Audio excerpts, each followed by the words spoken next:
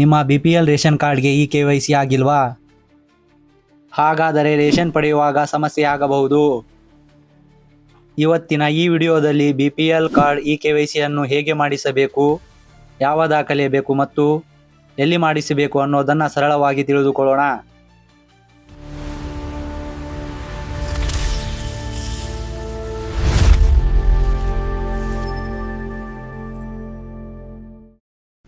ಈ KYC ಅಂದ್ರೇನು? ಈ KYC ಅಂದರೆ ನಿಮ್ಮ ರೇಷನ್ ಕಾರ್ಡ್ನಲ್ಲಿರುವ ಸದಸ್ಯರ ವಿವರಗಳನ್ನು ಆಧಾರ್ ಮೂಲಕ ಪರಿಶೀಲಿಸುವ ಪ್ರಕ್ರಿಯೆಯಾಗಿದೆ. ಮುಖ್ಯವಾಗಿ ಸರ್ಕಾರ ನಿಗದಿಪಡಿಸಿದ ಕೊನೆಯ ದಿನಾಂಕದೊಳಗೆ ಈ KYC ಪೂರ್ಣಗೊಳಿಸುವುದು ಅಗತ್ಯ. ನಮ್ಮ ರಾಜ್ಯದ ಆಹಾರ ಇಲಾಖೆಯ ಅಥವಾ ರೇಷನ್ ಅಂಗಡಿಯಲ್ಲಿ ಕೊನೆಯ ದಿನಾಂಕವನ್ನು ಖಚಿತಪಡಿಸಿಕೊಳ್ಳಿ. ಈ KYC ಎಲ್ಲಿ ಮಾಡಿಸಬೇಕು? ಮೊದಲಿಗೆ ನಿಮ್ಮ ಆಧಾರ್ ಕಾರ್ಡ್ ಮತ್ತು BPL ಕಾರ್ಡ್ ತೆಗೆದುಕೊಂಡು ನಿಮ್ಮ ಹತ್ತಿರದ ರೇಷನ್ ಅಂಗಡಿಗೆ ಹೋಗಿ. ಈ KYC ಹೇಗೆ ಮಾಡ್ತಾರೆ? ಅಲ್ಲಿ ನಿಮ್ಮ ಆಧಾರ್ ಅಥೆಂಟಿಕೇಷನ್ ಮಾಡಿಸಬೇಕು.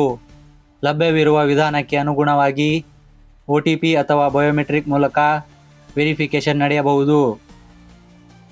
ಯಾವ ದಾಖಲೆ ಬೇಕು? ಈ KYC ಮಾಡಿಸಲು ಸಾಮಾನ್ಯವಾಗಿ ಆಧಾರ್ ಕಾರ್ಡ್, ರೇಷನ್ ಕಾರ್ಡ್, ಆಧಾರ್ಗೆ ಲಿಂಕ್ ಆಗಿರುವ ಮೊಬೈಲ್ ನಂಬರ್ ಇವುಗಳನ್ನು ತೆಗೆದುಕೊಂಡು ಹೋಗಿ. ಈ KYC ಪೂರ್ಣಗೊಂಡ ನಂತರ ನಿಮ್ಮ ಈ KYC ಸ್ಟೇಟಸನ್ನು ರೇಷನ್ ಅಂಗಡಿ ಅಥವಾ ಸಂಬಂಧಿತ ಅಧಿಕೃತ ಸೇವಾ ಕೇಂದ್ರದಲ್ಲಿ ಪರಿಶೀಲಿಸಿಕೊಳ್ಳಿ. ನಿಮ್ಮ BPL ಕಾರ್ಡ್ ಈ KYC ಆಗಿದೆಯಾ? ಕಮೆಂಟ್ನಲ್ಲಿ ಆಗಿದೆ ಅಥವಾ ಆಗಿಲ್ಲ ಅಂತ ತಿಳಿಸಿ.